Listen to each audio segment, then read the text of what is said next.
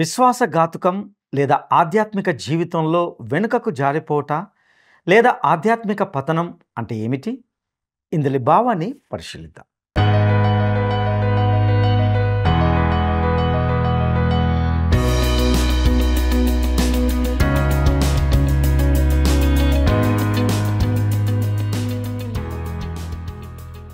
ప్రియమైన word resound studio వీక్షకులారా, ప్రేమధార కార్యక్రమానికి మిమ్మల్ని సాదరంగా ఆహ్వానిస్తున్నాం.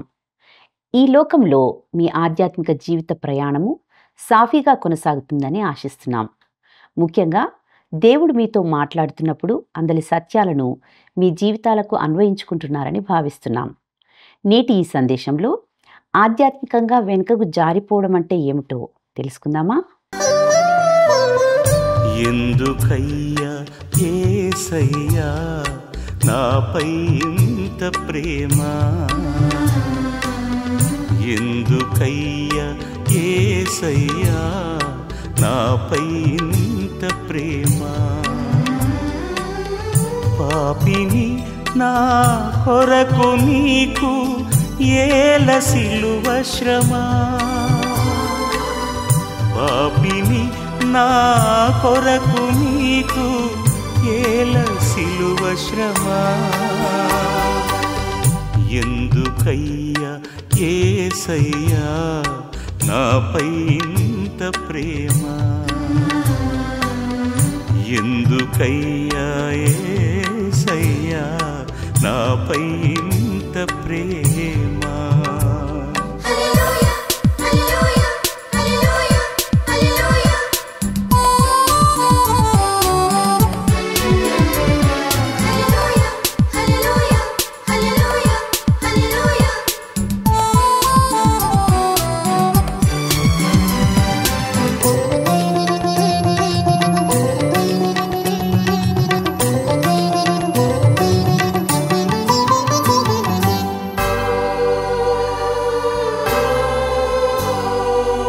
శ్రీమంతుడవు సిరికే రాజువు, ప్రార్థించినంతనే కృప చూపువాడవు,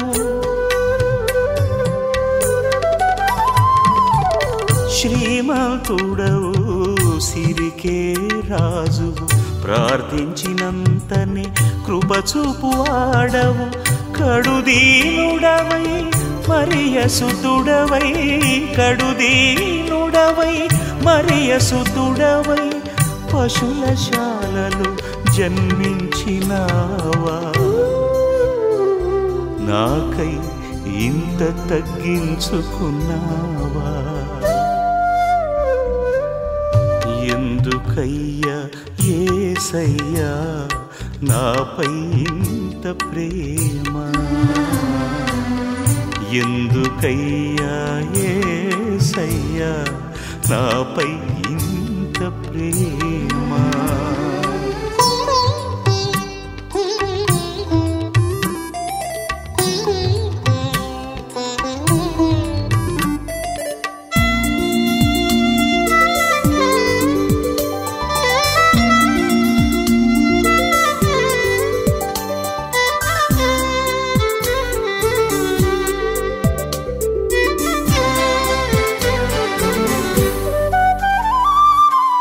న్యాయము జరిగించు శాసనకర్తవు, న్యాయాధిపతిగా రానున్నవాడవు,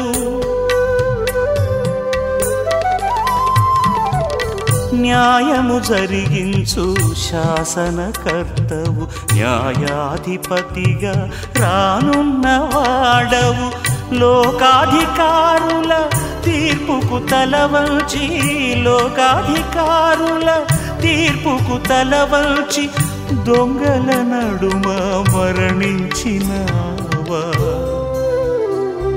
నాకై ఇంత తగ్గించుకున్నావా, ఎందుకయ్యా యేసయ్యా నాపై ఇంత ప్రేమ. మహోన్నతుడును రక్షకుడైన యేసుక్రీస్తు ప్రశస్తమైన నామంలో ప్రేమధార టీవీ వీక్షకులందరికీ శుభములు తెలియజేస్తున్నాం. ఈనాటి పాఠంలో ఇర్మియా గ్రంథము 3వ అధ్యాయాన్ని ధ్యానించుకోబోతున్నాం.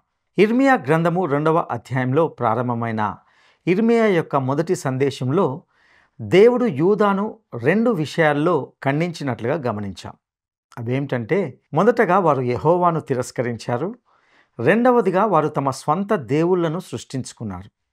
ఇక 3వ అధ్యాయంలోని మొదటి 5 వచనాల్లో కూడా ఇదే అంశము కొనసాగించబడినట్లుగా చూస్తాం. 2 నుండి 6 అధ్యాయాల్లో కనిపించే సందేశాలన్నీ కూడా ఇర్మియా పరిచర్య యొక్క మొదటి 5 సంవత్సరాల్లో, అనగా ధర్మశాస్త్ర గ్రంథము కనుగొనబడక ముందు ఇవ్వబడినట్లుగా చూస్తాం.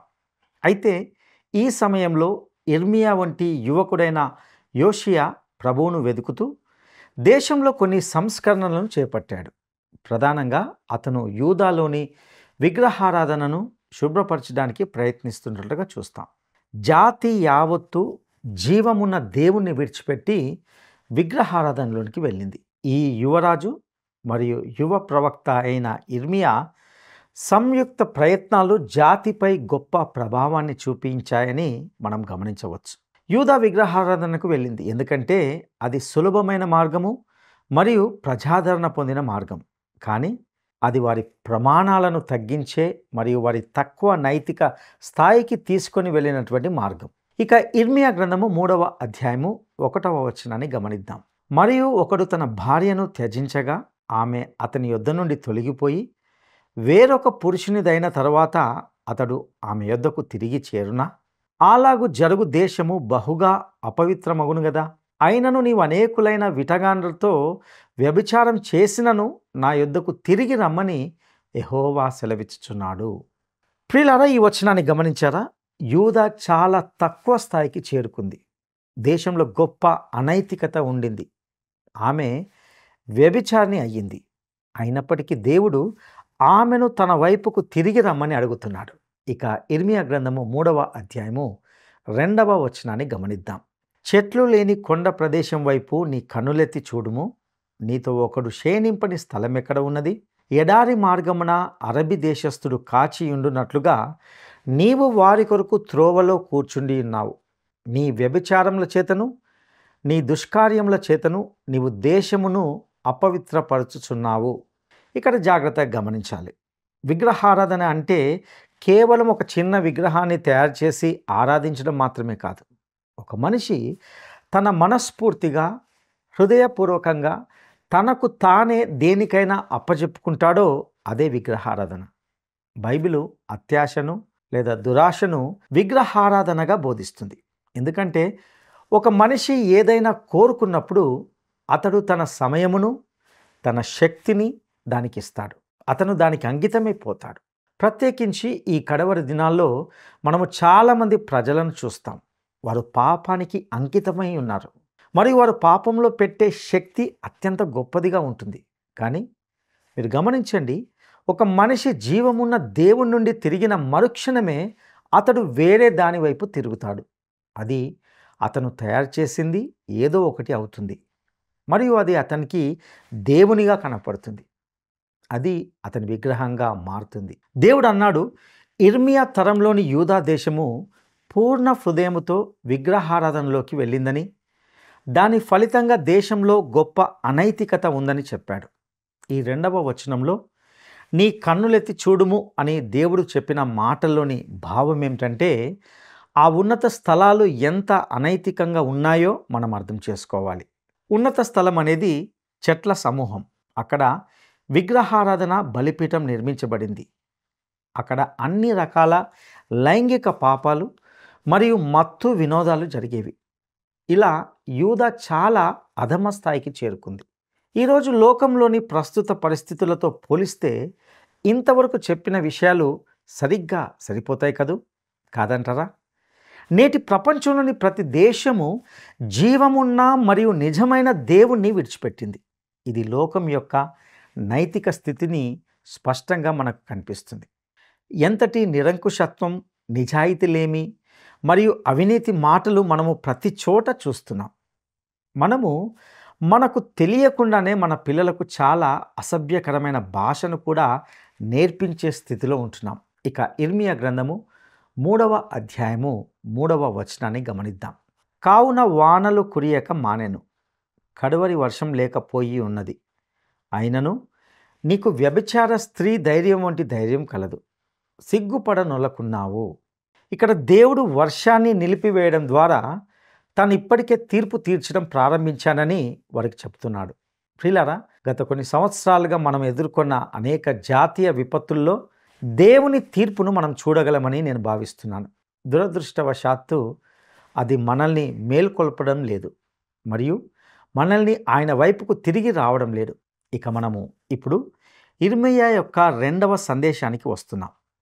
ఇది 3వ అధ్యాయం యొక్క 6వ వచనంతో ప్రారంభమవుతుంది మరియు 6వ అధ్యాయం వరకు ఇది కొనసాగుతుంది.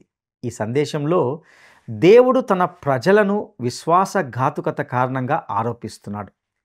ఈ అధ్యాయంలోనే విశ్వాసఘాతుకానికి సంబంధించిన ఆధ్యాత్మిక జీవితంలో వెనుకకు జారిపోయినటువంటి భావంతో కూడిన పదము 7 సార్లు ఉపయోగించబడింది.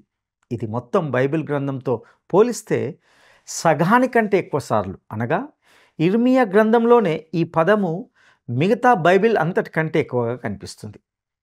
ఇది ఇర్మీయా మరియు హోషేయాలు మాత్రమే ఈ భావముతో కూడిన పదాన్ని ఉపయోగించారు. విశ్వాసఘాతుకం లేదా పతనం అంటే మనము సాధారణంగా అనుకున్నట్టు వెనుకకు జారడం మాత్రమే కాదు. దీనికి సంబంధించి దేవుడు పతనం అంటే ఏమిటో మనకు స్పష్టమైన చిత్రాన్ని హోషేయ గ్రంథము 4వ అధ్యాయము 16వ వచనంలో ఇస్తున్నాడు. పెయ్య మొండితనము చూపునట్లు ఇశ్రాయేలు వారు మొండితనము చూపి ఉన్నారు. ప్రియులరా, ఇక్కడ పెయ్య అనగా దూడలను ఒక ట్రక్కులోకి లేదా బండిలోకి ఎక్కించడానికి ప్రయత్నించడం ఎలా ఉంటుందో మీకు తెలుసా? మీరు వాటిని చెక్కపైకి నెట్టడానికి ప్రయత్నించినప్పుడు అవి ఏమి చేస్తాయో మీకు తెలుసా? అవి ముందరి కాళ్ళను గట్టిగా నేలపై పెట్టుకొని వీలైనంత గట్టిగా నిలబడతాయి.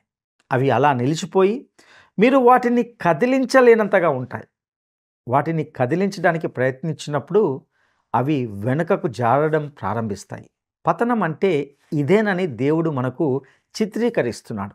పతనం లేదా మొండితనం అనేది దేవుని మార్గంలో నడవడానికి నిరాకరించడం, ఆయన మాట వినడానికి నిరాకరించడం.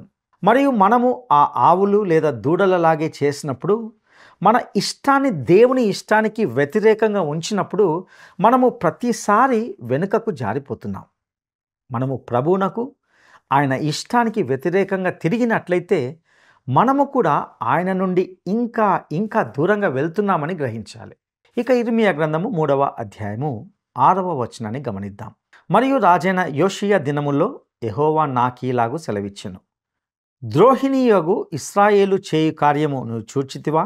ఆమె ఉన్నతమైన ప్రతి కొండ మీదికిని పచ్చని ప్రతి చెట్టు కిందికిని పోవచ్చు, అక్కడ వ్యభిచారము చేయుచున్నది. ప్రియులారా, ఇక్కడ దేవుడు యూదాను చెరలోకి వెళ్ళిన ఇశ్రాయేలు నుండి ఒక పాఠము నేర్చుకోమని చెప్తున్నాడు. యూదా వారు చేస్తున్నది సరిగ్గా ఇశ్రాయేలు కూడా అదే చేసిందని, దానిని వారు గమనించాలని ఆయన వారికి చెప్తున్నాడు. పెయ్య మొండితనము చూపునట్లు ఇశ్రాయేలు వారు మొండితనం చూపి ఉన్నారు. అయితే దేవుడు ఇశ్రాయేలు తన వైపుకు తిరిగి రావడానికి ప్రయత్నించాడు, కానీ వారు తిరిగి రాలేదు. ఫలితంగా వారు చెరలోకి తీసుకువెళ్ళబడ్డారు. ఇశ్రాయేలుకి జరిగిందే యూదాకు ఒక పాఠం మరియు హెచ్చరికగా ఉండాలి అనేదే దేవుని యొక్క ఉద్దేశమై ఉన్నది. ఈ అధ్యాయం యొక్క 1వ వచనంలో గమనిస్తాం, అయినను నా యొద్దకు తిరిగి రమ్మని ప్రభువు సెలవిస్తున్నాడు. ఇక్కడ ప్రభువు అంటున్నాడు, నీవు వ్యభిచారి అయినప్పటికీ నీవు నా దానవు, నీవు నా వైపుకు తిరిగి వస్తే నేను నిన్ను అంగీకరిస్తాను. అందుకే ఏ తప్పిపోయిన కుమారుడు లేదా ఏ తప్పిపోయిన కుమార్తె లేదా ఏ తప్పిపోయిన కుటుంబం లేదా ఏ తప్పిపోయిన సంఘం లేదా ఏ తప్పిపోయిన దేశమైనా ఎల్లప్పుడూ దేవుని వైపుకు తిరిగి రావచ్చు. దేవుడు మిమ్మల్ని అంగీకరిస్తాడు. తప్పిపోయిన కుమారుడు ఇంటికి వచ్చినప్పుడు ఏమీ అవమానము దెబ్బలు పొందలేదు. అతడు ఆ దూరదేశంలో అవన్నీ పొందాడు. బదులుగా ఇక్కడ అతడు ముద్దులు పొందాడు. అతను ఆ దూరదేశంలో దాదాపు ఆకలితో చావడానికి దగ్గరగా ఉన్నాడు. కానీ ఎప్పుడైతే అతడు ఇంటికి వచ్చాడో అతని తండ్రి అతనికి విందు సిద్ధం చేశాడు. నా ప్రియ సహోదరుడా, సహోదరి, నీవు ప్రభువు దగ్గరకు వచ్చినప్పుడు నీకు కూడా ఇలాంటి ఆహ్వానమే ఉంటుంది. ఈ సమయంలో అటువంటి నిర్ణయం తీసుకుంటావా? ఇక్కడ ఇశ్రాయేలు దేవుని వైపుకు తిరిగి రాలేదు. వారు విగ్రహారాధనలోకి వెళ్ళారు. మరియు దేవుడు వారిని చెరలోనికి పంపాడు. ఇప్పుడు ఆయన యూదాతో ఇలా అంటున్నాడు, ఇది మీకు ఒక పాఠం అవ్వాలి. ఇక ఇర్మియా గ్రంథము 3వ అధ్యాయము 7వ వచనాన్ని గమనిద్దాం. ఆమె ఈ క్రియలన్నిటినీ చేసినను ఆమెను నా యొద్దకు తిరిగి రమ్మని నేను సెలవీయగా ఆమె తిరిగి రాలేదు. మరియు విశ్వాసఘాతకురాలగు ఆమె సహోదరి అయిన యూదా దానిని చూచెను. ప్రియులారా, దేవుడు ఇలా అంటున్నాడు, నేను ఇశ్రాయేలుకు నా వైపు తిరిగి రావడానికి అవకాశం ఇచ్చాను. నేను ఆమెను తిరిగి అంగీకరించేవాడిని, కానీ ఆమె రాలేదు. దీన్ని ఆమె మోసపూరిత సోదరి యూదా చూసింది. యూదా పాపం మరింత ఘోరమైనది. యూదా యొక్క చెరకాలము ఉత్తర రాజ్యపు 10 గోత్రాల కంటే కూడా చాలా ఘోరంగా ఉండేదని నేను భావిస్తున్నాను. దీనికి కారణం స్పష్టంగా కనిపిస్తుంది. యూదా ఇశ్రాయేలు చెర ఒక ఉదాహరణగా చూసింది, కానీ దాని నుండి ఎటువంటి పాఠం నేర్చుకోలేదు. ఒక విషాదకరమైన విషయం ఏమిటంటే, మనకు బైబిల్ ఉంది, కానీ దాన్ని చదివేవారు చాలా తక్కువ. మనం బైబిల్ని స్వేచ్ఛగా దాన్ని చదవవచ్చు, సరే, మనకున్న అవకాశం కొరకై దేవునికి కృతజ్ఞతలు. కానీ ఎవరు కూడా దాన్ని చదువుతున్నారు? ఎంతమంది నిజంగా దాన్ని చదువుతున్నారు? యూదాకు ఒక పాఠం ఉదాహరణగా ఉన్నప్పటికీ దేవుని వైపు తిరిగి రాలేదు. నేడు మీకు నాకు దేవుని వాక్యం ఉంది. అందువల్ల దేవుడు మనలను బైబిల్ సదుపాయం లేని అనేక మంది కంటే కఠినంగా న్యాయం తీర్చుతాడని నేను నమ్ముతున్నాను. ఎందుకంటే మీకు నాకు ఆ బైబిళ్ళు ఉన్నాయి. దేవుడు మనకిచ్చిన అవకాశాల ప్రకారము మనల్ని న్యాయం తీర్చుతాడని నేను నమ్ముతున్నాను. ఇక ఇర్మియా గ్రంథము 3వ అధ్యాయము 10వ వచనాన్ని గమనిద్దాం. ఇంతగా జరిగినను విశ్వాసఘాతకురాలగు ఆమె సహోదరి అయిన యూదా పై వేషమునకే కాని తన పూర్ణ హృదయంతో నా యొద్దకు తిరుగుట లేదని యెహోవా సెలవిచ్చుచున్నాడు. ప్రియులారా, రాజైన యోషియా కాలంలో జరిగిన ఉజ్జీవము నిజమైన ఒక ఉజ్జీవమే, దీనిలో ఎటువంటి సందేహం లేదు. అయితే చాలామంది ప్రజలు దేవుని వైపు తిరిగారు, కానీ ఇది చాలా ప్రాచుర్యం పొందినందున అనేక మందికి ఇది దేవుని వైపు ఏదో నామమాత్రంగా తిరిగి రావడం మాత్రమే. పెద్ద మొత్తంలో జాతి విషయంలో ఇది దేవునితో ఒక నామమాత్ర అనుభవం మాత్రమే అని చెప్పవచ్చు. నేడు దేవుని వాక్యంపై కొత్త ఆసక్తి ఉందని నేను నమ్ముతున్నాను. మరియు ఈ అంత్యకాలంలో ఎప్పుడు లేనంతగా ఎక్కువ మంది రక్షించబడుతున్నారని భావిస్తున్నాను. కానీ ఈ విషయంలో మనం చాలా జాగ్రత్తగా ఉండాలి. ఇది నిజమైన ఉద్యమం కాదు. ఇందులో చాలా భాగము నామమాత్రపు స్థాయిలోనే ఉంది. పెద్ద పెద్ద సమూహాలు లేదా క్రీస్తును అంగీకరించిన వారి సంఖ్యను చూసి మోసపోకండి. ఇక ఇర్మియా గ్రంథము 3వ అధ్యాయము 11వ వచనాన్ని గమనిద్దాం. కాగా విశ్వాసఘాతకురాలగు యూదా కంటే ద్రోహిణీయగు ఇశ్రాయేలు తాను నిర్దోషిని అని రుజువుపరుచుకొని ఉన్నది. ప్రియులారా, యూదా పాపము ఇశ్రాయేలు పాపం కంటే ఘోరమైనదని దేవుడు స్పష్టం చేస్తున్నాడు. ఉత్తర గోత్రాలకు దక్షిణ గోత్రాలకు ఉన్న అవకాశం లేదు. వారికి మందిరం లేదు. దేవుని వాక్యం యొక్క ప్రతి కూడా లేదు. అందువల్ల యూదా మీద ఎక్కువ తీవ్రమైన తీర్పు జరిగింది. మన మీద కూడా ఎక్కువ తీవ్రమైన తీర్పు రాబోతుందని నేను భావిస్తున్నాను. ఇక ఇర్మియా గ్రంథము 3వ అధ్యాయము 12వ వచనాన్ని గమనిద్దాం. నీవు వెళ్ళి ఉత్తర దిక్కున ఈ మాటలు ప్రకటింపుము. ద్రోహిణి వగు ఇశ్రాయేలు తిరిగి రమ్ము. ఇదే యెహోవా వాక్కు. మీ మీద నా కోపము పడనీయను. నేను కృపగలవాడను గనక నేనెల్లప్పుడూ కోపించువాడను కాను. ఇదే యెహోవా వాక్కు. ఇశ్రాయేలు దేవుని వైపు తిరిగి వచ్చినట్లయితే వారిని మరలా స్వంత దేశానికి తిరిగి తీసుకువస్తాను అని దేవుడు అంటున్నాడు. నిజంగా దేవుడు ఎంత కృపామయుడు, ఆయన ఎంత అద్భుతమైన వాడు. ఇర్మియా గ్రంథము 3వ అధ్యాయము 13వ వచనాన్ని గమనిద్దాం. నీ దేవుడైన యెహోవా మీద తిరుగుబాటు చేయుచు నా మాటను అంగీకరింపక ప్రతి పచ్చని చెట్టు క్రింద అన్యులతో కలిసి కొంటకు నీవు ఇటు అటు పోయిన నీ దోషము ఒప్పుకొనుము. ఇదే యెహోవా వాక్కు. ప్రియులారా, ఈరోజు పెద్ద సమస్య ఏమిటంటే పాపాన్ని ఒప్పుకోవడానికి మనసు లేకపోవడమే. ఈనాటి అనేక ఆత్మీయ ఉద్యమం అని పిలువబడుతున్న వాటిలో కూడా పశ్చాత్తాపం లోపించడం మనము గమనించవచ్చు. ఇటీవల నేను చదివిన ఒక పుస్తకం ఈ విషయంలో నన్ను చాలా బాధ పెట్టింది. అందులో ఆ రచయిత నిరంతరం తన గురించే మాట్లాడుతున్నాడు. ప్రభువుకి అందులో ఎలాంటి మహిమ లభించలేదు. దేవుడు తనకు ఏమి చేశాడు, తనను ఎలా కోటీశ్వరునిగా చేశాడు, ఎలా గొప్ప విజయాన్ని అనుభవింపచేశాడు అనేది మాత్రమే అతడు అందులో వివరించాడు. కానీ దేవుడు అతన్ని పాపం నుండి రక్షించాడనే మాట ఎక్కడా నాకు కనిపించలేదు. మనము మన దోషములను ఒప్పుకోవాలి. ప్రియ స్నేహితుడా, మీరు క్రైస్తవుడని చెప్పుకుంటున్నారా? దాని అర్థం ఏమిటి? బహుశా మీరు క్రీస్తును నమ్మారని చెప్పవచ్చు. వేటి కోసం నమ్మారు?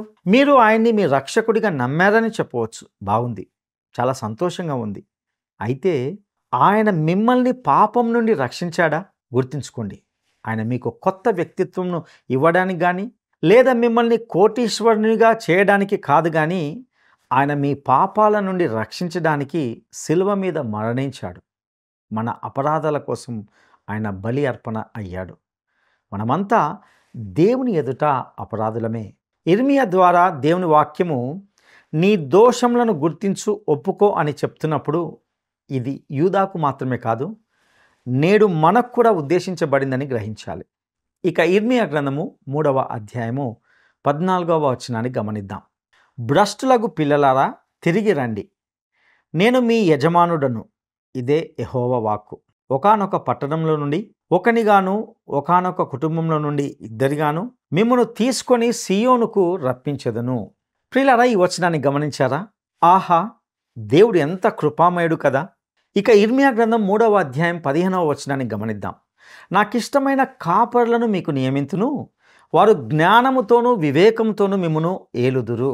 ప్రియ స్నేహితుడా, మీకు బైబిల్ను బోధించే కాపరులు ఉంటే మీరు పరిగెత్తి వెళ్ళి అతన్ని లేదా వారిని కౌగిలించుకోవాలి. మీరు అతన్ని కాపాడుకోవాలి. ఎందుకంటే అతడు చాలా విలువైన వాడు. అలాంటి వ్యక్తులు చాలా అరుదు. ఇక ఇర్మియా గ్రంథము 3వ అధ్యాయము 16వ వచనాన్ని గమనిద్దాం. మీరు ఆ దేశంలో అభివృద్ధి పొంది విస్తరించు దినముల్లో జనులు యెహోవా నిబంధన మందసమని ఇకను చెప్పరు. అది వారి మనసులోనికి రాదు, దానిని జ్ఞాపకం చేసుకొనరు. అది పోయినందుకు చింతపడరు, ఇక మీదట దాన్ని చేరాదు. ఇదే యెహోవా వాక్కు. ఈ వచనంలో ఆ దినములలో అంటే 1000 ఏండ్ల రాజ్యం, ఇర్మియా గ్రంథం అంతటా కూడా మనకు ఈ విధమైన కాంతి కిరణాలు కనిపిస్తాయి. మేఘావృతమైన రోజున హఠాత్తుగా సూర్యుడు ప్రకాశించి ఇంద్రధనస్సు కనిపించినట్లు ఇర్మియాలో కూడా భవిష్యత్తును గురించిన మహిమవంతమైన ప్రవచనాలు మనకు దర్శనమిస్తాయి. ఇక ఇర్మియా గ్రంథము 3వ అధ్యాయము 17, 18 వచనాలను గమనిద్దాం. ఆ కాలమున యెహోవా యొక్క సింహాసనమని యెరూషలేమునకు పేరు పెట్టెదరు. జనములన్నీ తమ దుష్ట మనస్సుతో పుట్టు మూర్ఖత్వం చొప్పున నడుచుకొనక యెహోవాను నామమును బట్టి యెరూషలేమునకు గుంపులుగా కూడి వచ్చెదరు. ఆ దినములలో యూదా వంశస్థులను ఇశ్రాయేలు వంశస్థులను కలిసి ఉత్తర దేశంలో నుండి ప్రయాణమై మీ పితరులకు నేను స్వాస్థ్యముగా ఇచ్చిన దేశంనకు వచ్చెదరు. నిజంగా ఇదొక మహిమవంతమైన ప్రవచనం. ఇదొక చిన్న రత్నం లాంటిది. ఇక ఇర్మియా గ్రంథము 3వ అధ్యాయము 19వ వచనాన్ని గమనిద్దాం. నేను బిడ్డలలో నేనెట్లు ఉంచుకొని రమ్య దేశమును జనముల స్వాస్థ్యములలో రాజకీయ స్వాస్థ్యమును నేనెట్లు నీకు ఇచ్చేదని అనుకొని ఇంటిని, నీవు నా తండ్రి అని నాకు మొర్రపెట్టి నన్ను మానవుని కొంటిని కదా. నీవు నన్ను తండ్రి అని పిలుస్తావు. ఏ ఒక్క ఇశ్రాయేలీయుడు కూడా దేవుని తన తండ్రిగా పిలిచినట్లు లేదు. ఆయన ఇశ్రాయేలు జాతికి తండ్రిగా ఉండినాడు. మరియు ఆయన నిర్గమకాండము 4వ అధ్యాయం 22వ వచనంలో ఇశ్రాయేలు నా కుమారుడు అని చెప్పాడు. అయితే ఆయన దావీదును తన కుమారుడు అని ఎప్పుడు పిలవలేదు. ఆయన కీర్తనల గ్రంథము 89:3లో దావీదు నా సేవకుడు అని చెప్పాడు. ఆయన మోషేను కూడా తన కుమారుడు అని పిలవలేదు. ఆయన యెహోషువ 1వ అధ్యాయం 2వ వచనంలో మోషే నా సేవకుడు అని పిలిచాడు. ఈ కృపాయుగంలో మాత్రమే మనము దేవుని కుమారులుగా పిలువబడుతున్నాం. ఈరోజు మనము ఎంత అదృష్టవంతులం. యోహాను సువార్త 1వ అధ్యాయం 12వ వచనం, తన్ను ఎందరు అంగీకరించిరో వారికందరికీ అనగా తన నామమునందు విశ్వసించిన వారికి దేవుని పిల్లలగుటకు ఆయన అధికారము అనుగ్రహించెను. ప్రియులారా, ఆయన నామాన్ని విశ్వసించేవారు మాత్రమే దేవుని పిల్లలు అవుతారు. ఆయన నిన్ను పాపాల నుండి రక్షించిన రక్షకుడిగా నీకు ఉంటున్నాడా? అలా అయితే నీవు కేవలం రక్షించబడిన పాపి మాత్రమే కాదు, నీవు దేవుని కుమారుడు, దేవుని కుమార్తెవు కూడా. ఇది ఎంత అద్భుతమైన విషయం. ఇక ఇర్మియా గ్రంథము 3వ అధ్యాయము 22వ వచనాన్ని గమనిద్దాం. భ్రష్టులైన బిడ్డలారా తిరిగి రండి, మీ అవిశ్వాసమును నేను బాగు చేసేదను, నీవే మా దేవుడవైన యెహోవావు, నీ యొద్దకే మేము వచ్చుచున్నాం. ప్రియులారా, ఇక్కడ ప్రభువు తాను నయం చేస్తాను అని చెప్తున్నాడు. ప్రియ స్నేహితుడా, నీవు ఎక్కువగా పడిపోతున్నావంటే నీలో ఏదో ఒక చిన్న గాయం ఉందని నేను మీకు చెప్పగలను. దేవుడు ఇలా అంటున్నాడు, మీరు నా వద్దకు వస్తే నేను మిమ్మల్ని నయం చేస్తాను. ఇక ఇర్మియా గ్రంథము 3వ అధ్యాయము 23వ వచనాన్ని గమనిద్దాం. నిశ్చయంగా కొండల మీద జరిగినది మోసకరము, పర్వతముల మీద చేసిన ఘోష నిష్ప్రయోజనం. నిశ్చయంగా మా దేవుడైన యెహోవా వలన ఇశ్రాయేలునకు రక్షణ కలుగును. కీర్తనల గ్రంథము 121, 1-2 వచనాల్లో దావీదు ఇలా అంటాడు, కొండల తట్టు నా కన్నులెత్తుచున్నాను, నాకు సహాయం ఎక్కడి నుండి వచ్చును? యెహోవా వలననే నాకు సహాయం కలుగును, ఆయన భూమి ఆకాశములను సృజించినవాడు. ప్రియులారా, సహాయం అనేది ఆ ఎత్తైన కొండల నుండి రాదు, రక్షణ యెహోవా నుండియే వస్తుంది. ఇక చివరిగా ఇర్మియా గ్రంథము 3వ అధ్యాయము 25వ వచనాన్ని గమనిద్దాం. సిగ్గునొందిన వారమై సాగిలపడుదం రండి, మనము కనబడకుండా అవమానము మనలను మరుగు చేయునుగాక. మన దేవుడైన యెహోవా మాట వినక మనమును మన పితరులను మన బాల్యం నుండి నేటి వరకు మన దేవుడైన యెహోవాకు విరోధముగా పాపం చేసిన వారము.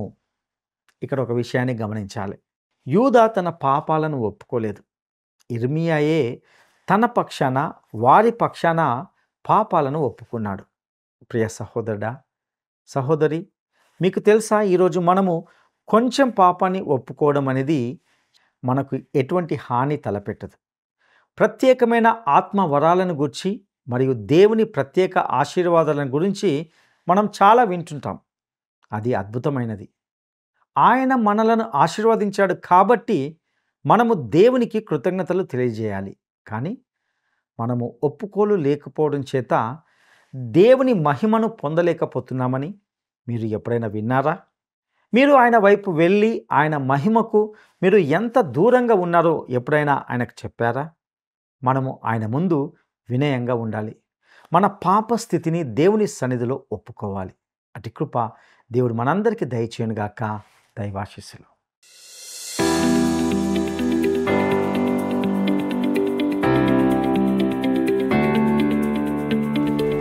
ఆధ్యాత్మిక పతనం లేదా ఆధ్యాత్మికంగా వెనుకకు జారిపోవడం అనగా ఏమిటి? ఆధ్యాత్మిక పతనం లేదా ఆధ్యాత్మికంగా వెనుకకు జారిపోవడం అనగా ఏమిటి? 1. దేవుని మందిరానికి రావడానికి ఇష్టపడకపోవడం. 2. దేవుని సన్నిధిలో నిలబడకపోవడం. 3. దేవుని మార్గంలో నడవడానికి, ఆయన మాట వినడానికి నిరాకరించడం. ఈ ప్రశ్నకు సరైన జవాబును ఈ వాట్సాప్ నంబర్కు పంపండి.